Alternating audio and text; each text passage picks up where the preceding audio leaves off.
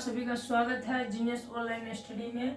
आज आप सभी को कृष्ण अष्टमी की हार्दिक हार्दिक शुभकामनाएं। आज आप सभी के लिए मैं बायो का क्लास लेके आया हूं। आज बायो के बारे में पढ़ेंगे और उनके कुछ इंट्रोडक्शन के बारे में भी बताएंगे। बायो का पूरा आपको डीपली पढ़ाया जाएगा, धीरे धीरे बताया जाएगा हर एक चीज। पहले जानते हैं आज बायो के बारे में। आखिर बायो यानी कि जीव विज्ञान किसे कहते हैं, क्या होता है आखिर ये जीव विज्ञान।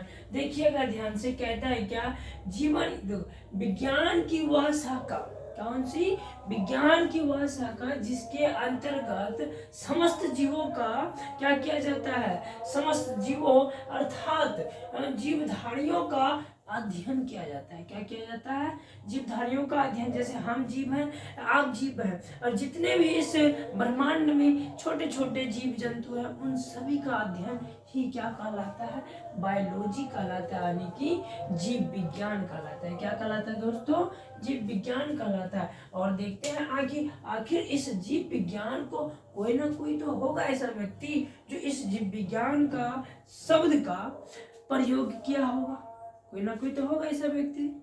दोस्तों देखिएगा जीव विज्ञान शब्द का प्रयोग सर्वप्रथम लेमार्क और ट्रिब्यूलेशन ने किया था। किसने किया था, लेमार्क और ट्रिब्यूलेशन ने किया था। इनने कब किया था ये भी तो जानना जरूरी है दोस्तों। कब किया था, 1801 ईस्वी में किया था। कब, 1801 ईस्वी में किया गया था इसका जीव विज्ञान शब्द का प्रयोग। देखिएगा, जानिएगा। और आगे देखिए क्या कहते हैं, जीव एवं जंतु विज्ञान का जनक कौन है। जीव एवं जंतु विज्ञान का जनक ऐसा कौन सा व्यक्ति है जो जीव और जंतु दोनों का अध्ययन किया हो, जीव और जंतु दोनों का अध्ययन किया हो, यानी कि हम सभी जीव जंतु दोनों आ जाते हैं। हम सभी का देखो जीव और जंतुओं का जो अध्ययन किया वो कौन है, अरस्तु। कौन है, अरस्तु। देखिएगा दोस्तों, अरस्तु जो है एक वैज्ञानिक होने के नाते इसने कई विषयों पे अध्ययन किया। देखिए कई विषय, कौन कौन से विषय, अरस्तु ने विभिन्न विषयों पर लिखा। क्या लिखा, कुछ अध्ययन किया और उनके बारे में इसने डीपली बताया।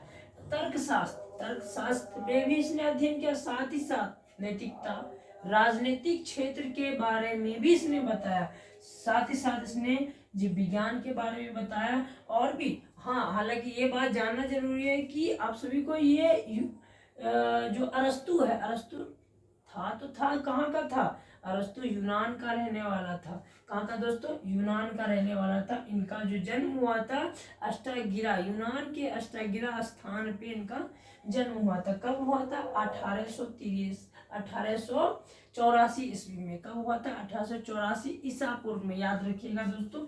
चलिए देखिएगा आगे, कहता है कि जैव विकास को सर्वप्रथम समझाया किसने, जैव विकास को सर्वप्रथम समझाया किसने, लेमार्क। याद रखिएगा, कहीं कहीं पे डार्विन भी आ जाएगा, पर याद रखिएगा दोस्तों लेमार्क ही मारना है, ठीक। जैव विकास का अध्ययन किसने किया, लेमार्क ने। हालांकि देखिए चार्ल्स डार्विन ने किसके बारे में बताया था, ऐसा हालांकि इसने भी जैव विकास के बारे में बताया, ठीक है, बट इसने बताया था प्राकृतिक में अनुकूलित जीव। मतलब इसने कहा कि प्राकृतिक में वैसे ही जीव जीवित रह सकते हैं जो कि उस वातावरण के अनुकूलित हो, किसके, वातावरण के अनुकूलित। हालांकि इसका जो ये था, जो इसने बताया, इससे आने से पहले कई सारे वैज्ञानिकों ने जैव विकास के बारे में बता चुके थे, ठीक है। तो इनका ये जैव विकास क्या हो गया, रॉन्ग हो गया, और ये लेमार्क जो हो गए, क्या हो गए, राइट हो गए। ये हमारा जो जैव विकास को सर्वप्रथम किसने बताया, तो लेमार्क ने बताया। किसने बताया दोस्तों, लेमार्क ने। ये याद रखिएगा। देखिएगा आगे कहा जाता है चिकित्सा शास्त्र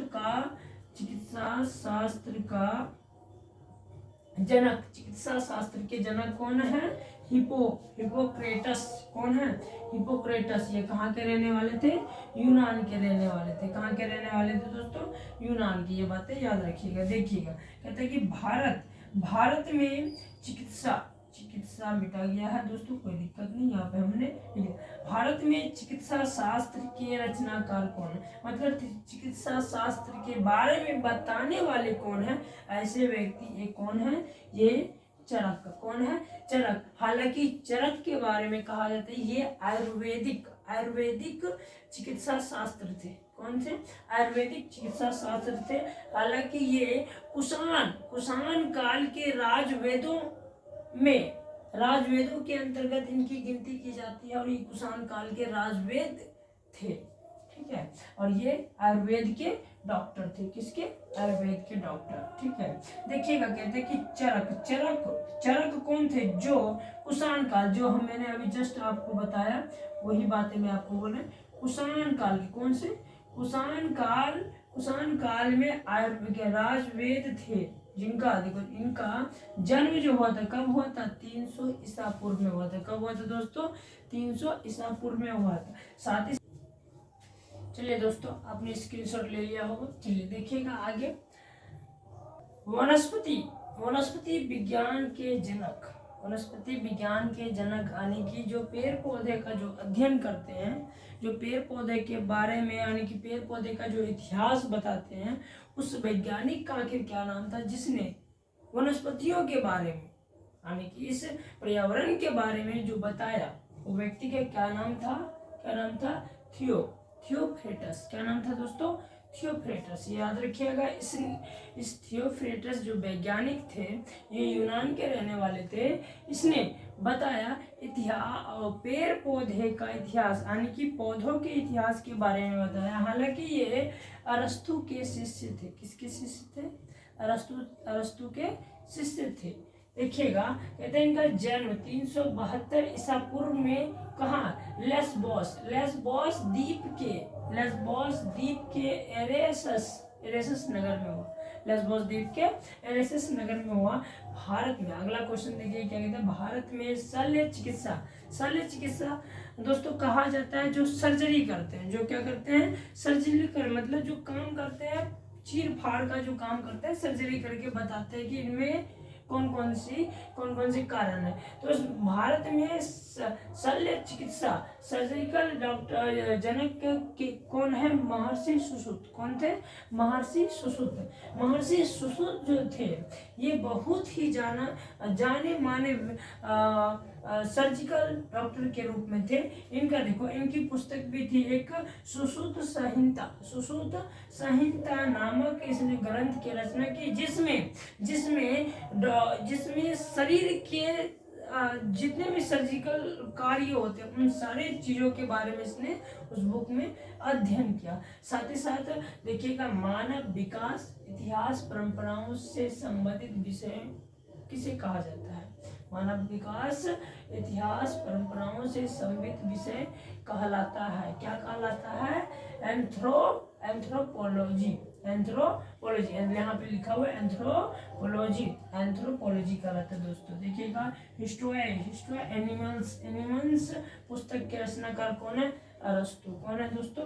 अरस्तु। देखिएगा, हिस्ट्री प्लांटम के पुस्तक के रचनाकार कौन है?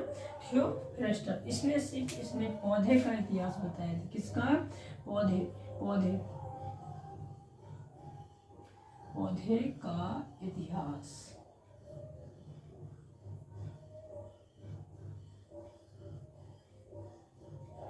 इसने पौधे का क्या बताया? इतिहास बताया दोस्तों, और पौधे के बारे में जानकारी दिया। और तभी आज हम तरह तरह के पौधों के बारे में जानते हैं, अलग अलग। तो आप सभी को ये वीडियो कैसा लगा? अगर अच्छा लगा हो तो वीडियो को लाइक करें, सब्सक्राइब करें और अपने दोस्तों के साथ शेयर करें। धन्यवाद। आज के लिए इतना ही। जय हिंद, जय भारत।